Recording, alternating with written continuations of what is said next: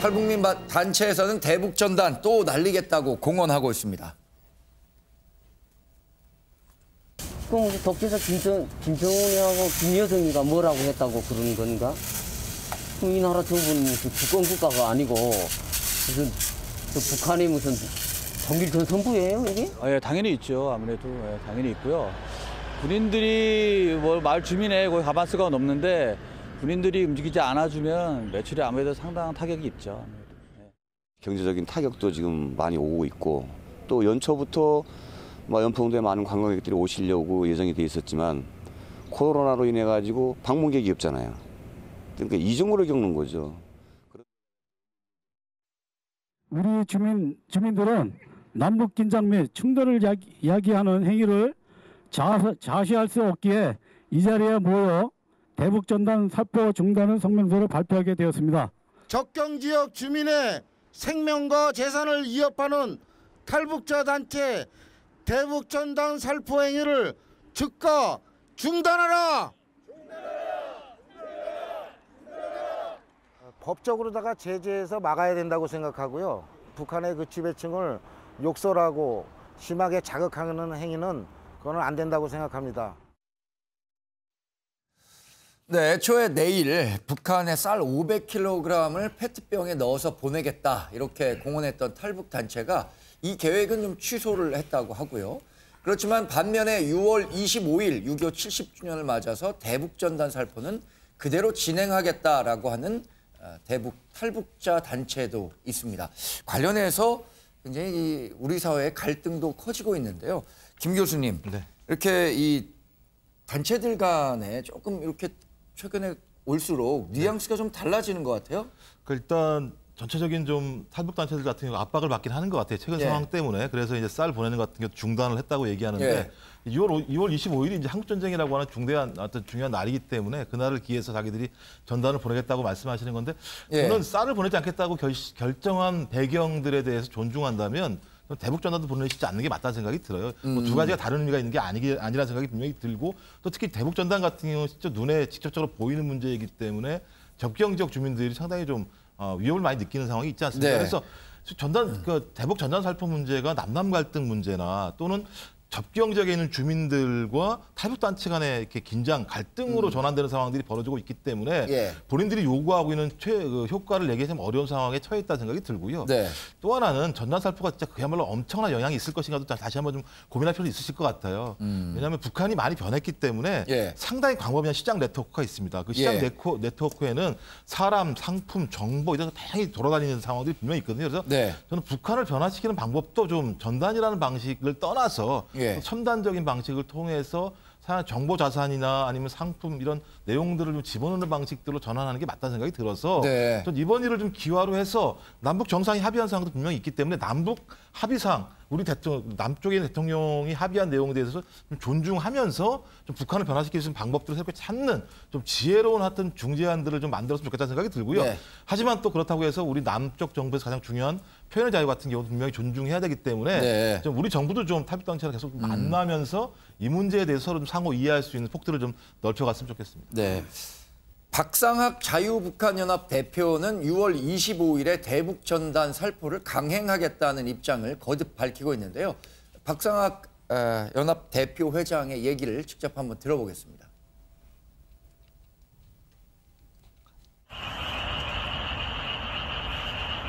자, 하나, 둘, 셋, 저는 이번에 에드벌룬보다는 에드벌룬 작년에도 12차례 보냈습니다. 그런데도 가만히 있었거든. 근데 이번에 3차밖에 안 보냈는데 지금 난리고 노동신문에다가 김여정이까지 나와가지고 아마 에드벌룬에 보내는 것도 문제 있지만 저는 4월 9일 날 드론 때문에 저 난리 치는 않느냐. 대북전단을 보고 뭐 쓰레기랍니다. 6월 25일 6.25 참상의 진실이라는 대북전단을 한 100만 장 준비했습니다. 그 전단을 보내고 비공개로 보내려고 합니다. 아무리 지져봐도 필요 없어. 박상학 대표 얘기를 직접 들어봤고요. 박 대표가 굉장히 이 대북전단 살포와 관련해서는 오랜 동안 이 활동을 해왔습니다. 그래서 과거에는 문제가 되지 않았는데 왜 최근에 이렇게 문제를 삼느냐라는 뭐 반응까지 보이고 있는데 최수영 평론가님께서는 북한이 이렇게 최근에 대북전단과 관련해서 강경 태도를 보였던 계기가 실제로 박 대표가 얘기했었던 뭐 드론을 이용한 살포에 있었다고 보십니까? 아니면 어떻게 평가하세요? 뭐 박 대표의 주장대로 드론으로 살포했는지 여부는 저도 잘 모르겠습니다. 네. 이건 아마 확인을 해봐야 될 일일 것 같은데 제가 보기에 박 대표의 주장은 그런 거잖아요. 지난 뭐 10여 년간 13차례인가를 했는데 그때는 가만히 있다가 왜 이번에 이렇게 난리를 3차례밖에 안 했는데 난리를 치느냐 이런 이야기인데 저는 어쨌든 박 대표의 주장은 본인이 탈북민으로서 할 수 있는 뭐 주장은 될 수 있겠습니다만은 탈북민들도 대한민국의 일단 정착한 국민들 아니겠습니까? 그렇다면 국내법을 따르는 게 맞는데 지금 국민 정서가 탈북민들을 우리가 이 사회에서 받아들이고 존중을 해줬잖아요. 그렇다면 우리 사회가 조금 나가는 방향에 같이 동참해야 될 필요는 있다. 그런 측면에서 지금 남북 관계가 더 극단적인 긴장 관계로 대치로 치닫는 것에 대해서 오히려 더 증폭시키는 역할들은 하지 않는 게 저는 마땅하다고 보는데 문제는 이제 북한이 준비한 북한이 이제 삐라를 남쪽으로 날렸을 때 과연 그렇다면 우리가 이 대응을 보면서 박사강 대표 같은 경우에는 비례 원칙을 해야 하지 않느냐 이렇게 주장할 가능성이 매우 크기 때문에 6.25 기념일까지 그러니까 6.25 70주년 기념일까지 북한의 여하에 따라서 행동 여하에 따라서 박사강 대표의 입장도 조금 변하면서 탈북민들에 대한 그런 대응 자세도 조금 좀 진폭이 있지 않을까 저는 그렇게 예측합니다. 과거의 사례를 보면요, 우리 탈북민 단체가 대북전단을 북한으로 보내려고 했을 때 이제 에드벌룬을 이용해서 보내는데 그것을 상대로 북한군이 고사총을 발사해서 고사총 이 총알이 남북 접경 지역으로 떨어지는 그런 일도 있었죠. 그래서 이번에 좀 걱정이 되는 게 김상일 평론가님, 만약에 군사행동, 그러니까 북한이 우리가 예측하지 못한 뭐 국지적 도발 이런 것들을 벌일 가능성들도 있는 거잖아요. 그래서 제가 방송에서 한 두어 차례 말씀을 드렸습니다만 이건 단순하게 전단을 대북으로 보낸다 이렇게 보는 게 아니라 국경 지역에서 어쩌면 적대국이 될지도 모르는 곳에 무언가를 보낸다는 거예요. 의심스러운 것을. 근데 거기에 뭐가 들어있는지도 사실은 저쪽에서 볼 때는 모를 수도 있잖아요. 그럼 예를 들어서 그것에 대한 오판이 일어났다. 그래서 오판이 일어나면 전쟁이 시작되는 가장 첫 단계가 오판이에요. 오판. 그렇기 때문에 이런 거는 국경을 컨트롤한다라는 차원에서도 막는 것이 맞고요. 만약에 굳이 북한 내부를 변화시키고 싶다라고 한다면 다양한 다른 방법을 찾아보는 것이 좋겠다. 저는 이렇게 권고를 드리고 싶고요. 그리고 이렇게 뭐 종교 집단이 됐든 아니면 뭐 이렇게 북한처럼 이렇게 닫힌 사회가 됐든 이런 데를 변화시키는 건요. 외부에서 찍어 누르는 방식으로는 안 바뀝니다. 그래서 제가 미국에 있을 때도 당시에 국방부 부장관을 했던 폴 올포이츠가 뭐라고 저한테 얘기를 했냐면 이 북한을 변화시키는 방법은 북한의 주민들이 바깥의 경험을 많이 하고 다시 들어가서 그 안에서의 민주주의 전사가 되게 만드는 것이 가장 좋은 방법이다. 이런 이야기를 한 적이 있거든요. 가장 좋은 방법인데 현실적으로 좀 어려운 거 아닙니까? 근데 북한이 중국 국경 쪽으로 많이 나갔다 들어왔다를 해요. 근데 자꾸 이런 어떤 이슈가 발생을 하면 북한에서는 그런 걸 굉장히 타이트하게 틀어막겠죠. 그죠? 그러면 오히려 시계는 남북 발전의 시계는 더 느려지는 것뿐이 안 된다. 저는 이렇게 생각합니다. 그래서 뭐 이런 갈등이 뭐 지금 김 교수님 말씀하신 것처럼 남남 갈등 그리고 또 정치 쟁점화되는 측면도 있죠. 지금 탈북자 단체의 기자회견을 국회 내 기자회견을 주선한 국회의원도 지금 미래통합당 하태경 의원과 지성호 의원이었고 또 더불어민주당은 이 대북전단 달리는 탈북민 단체에 대해서 왜 엄격하게 법 적용을 안 하느냐 이렇게 경로했다는 얘기도 있는데 장성철 소장님 이게 정치권에서는 어떻게 확대 재생산되고 있습니까? 대북전단 문제가. 기본적으로 민주당 같은 경우에는 김현철 통일부 장관한테도 얘기를 했어요. 왜 이 부분에 대해서 강력하게 왜 막지를 않았느냐. 그렇죠. 당신 잘못 아니냐 이런 식으로도 했고 이해찬 대표가 또 이제 경찰에 이런 것들을 왜 막지 못했느냐라고 경로했다는데 경로하면 막아야 됩니까? 여당 대표가 경로하면 법에 명확한 금지 규정이 없는데도 막아야 네. 하는 거냐고요. 북한에서는 또 대낮비라를 뽀낸다고 하지 않습니까? 예. 그랬을 때 우리 측 반응이요. 살포 중단해라. 남북관계 발전에 그렇게 도움 안 된다. 이렇게 얘기하는 게 아니라 네. 당신들 그렇게 보내면 우리는 10배, 100배 보낼 거다. 이런 식으로 강하게 나가야죠. 2015년도 8월 달에 북한에서 목함주의 사건이 우리가 났었잖아요. 네, 그렇죠. DMZ에서. 그때 우리가 북한의 사과와 재발 방지를 강하게 요구를 했습니다. 네. 그랬더니 우리가 이제 확성기를 그때 틀었거든요. 그렇죠. 그랬을 때 저쪽에서 고사포를 쐈어요.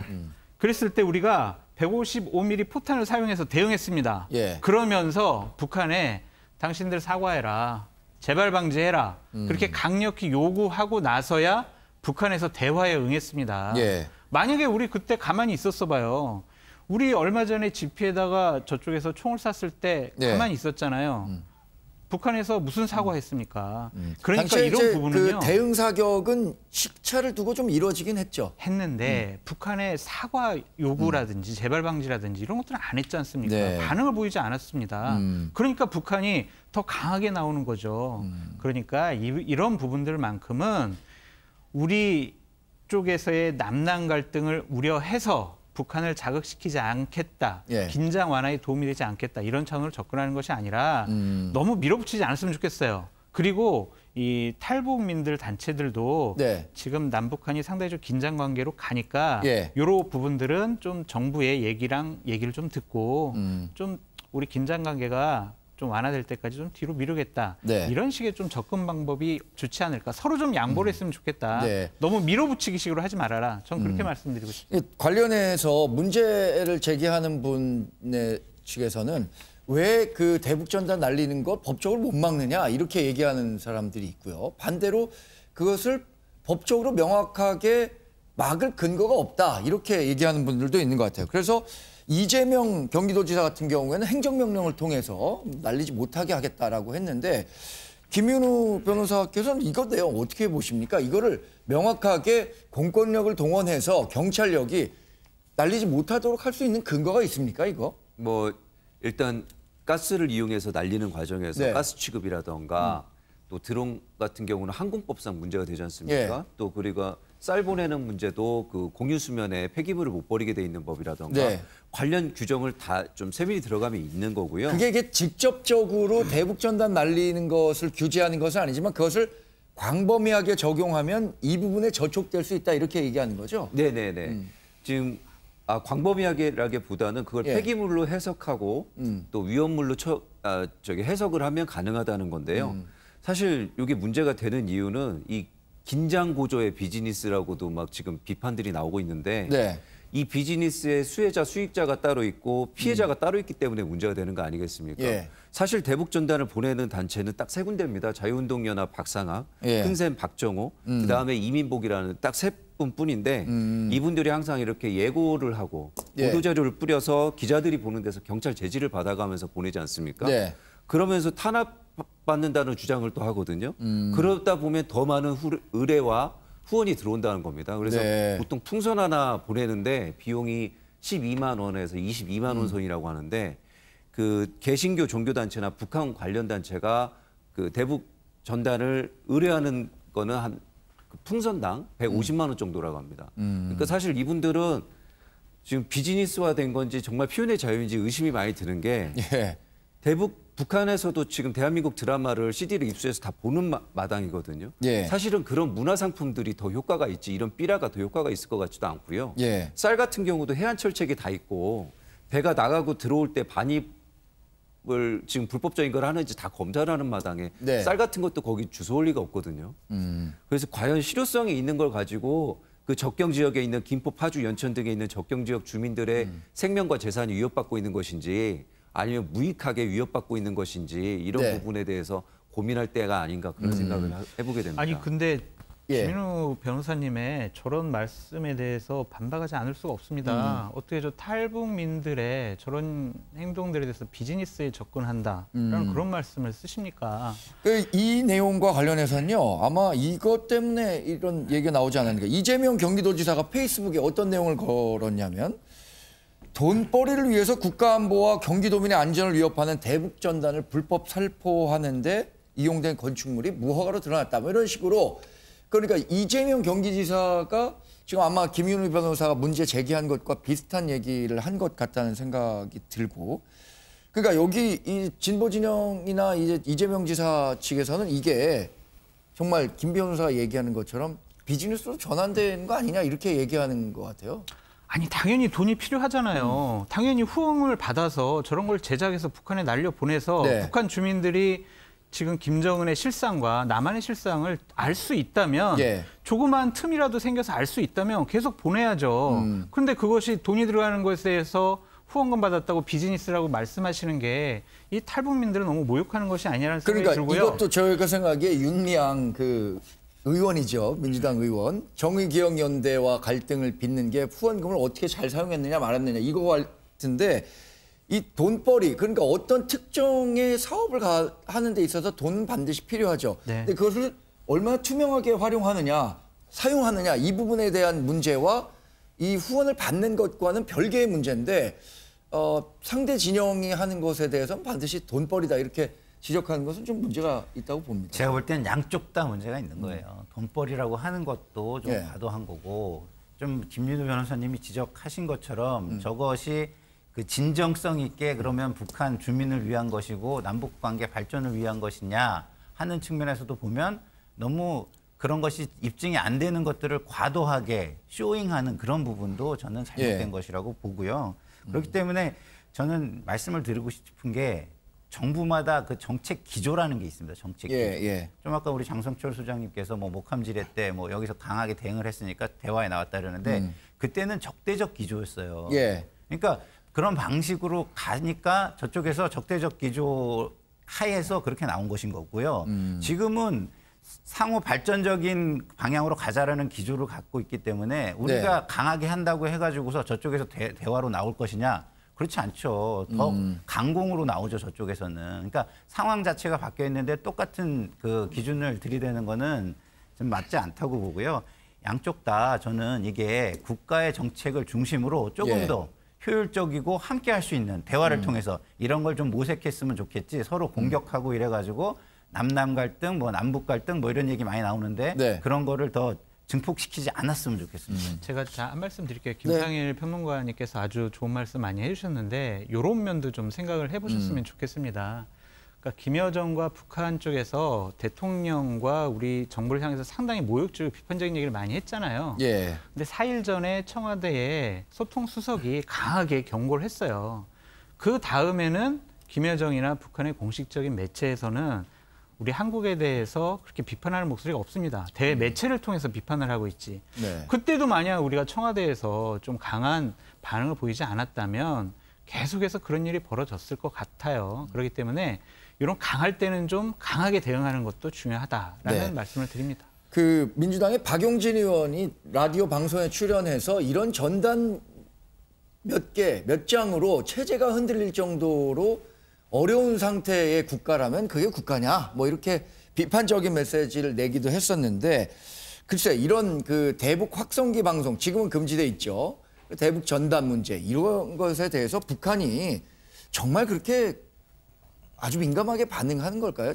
체제가 흔들릴 정도로? 아니 아파하니까 반응하는 거 아니겠습니까? 사실 아무런 뭐 이 영향이나 동요가 없다 그러면은 왜 이렇게 민감하게 반응하겠습니까? 물론 이 대북 전단이 약간의 빌미구실은 있습니다만 북한이 어쨌든 확성기 문제하고 대북 전단 문제에 대해서는 지난 10여 년간 꾸준하게 물밑대화하면서 이것만은 좀 하지 말아달라 했던 것을 미뤄봐서는 좀 아픈 문제 같은데 저는 제가 한번 이재명 지사에 대해서 한번 조금 이제 짚고 넘어가고 싶은 게 이재명 지사가 단속하는 거 좋아요. 뭐 지금 경기도민 안전 얘기하잖아요. 그런데 하나 간과하고 있는 게 이재명 지사는 경기도 통합방위협의회 의장이에요. 그러니까 군, 경찰, 국정원 모든 재난 상황에 대비한 모든 그 방어 펜스를 책임지는 기관장이란 말이죠. 그렇다면은 지금 북한의 대남 노발이 저렇게 의심되는 상황에서 대북 전단만 저렇게 단속할 게 아니라 기본적으로 어떻게 지금 경계선이 돼 있는지에 대해서 본인들이 한번 점검을 하는 것도 필요한데 이재명 지사가 너무 한쪽으로만 치우친 것이 아닌가 하는 그런 생각이 좀 들어서 사실 이재명 지사가 너무 좀 정치적인 그 어떤 그 행보에